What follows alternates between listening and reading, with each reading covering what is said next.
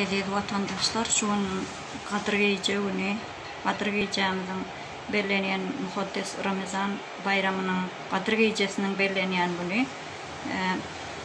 Ölen itenlerimize ruhlar şad olsun, Allah iman baylıklarını versin, onların ruhlarına varsın diye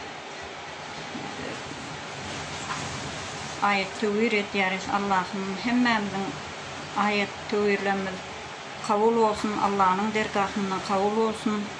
Yeneki Ramazan bayramlarına, mukaddes bayramlara hemmemizi birlikte yetirsin.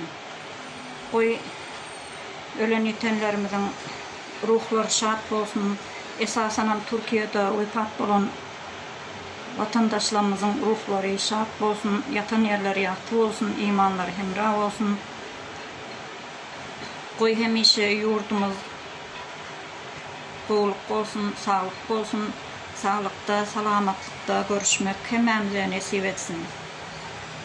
Təze Türkmenistan'ımızı kurmanı, esasen vatandaşlarımızı, Türkiye'deki vatandaşlarımızı görüşe çağırıyoruz.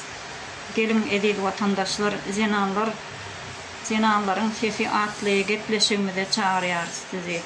Zinanlar olup, bütün Türkmen halkı olup, şu haram çürük rejimi yok etmekte ahlinizi görüşe çağırıyoruz.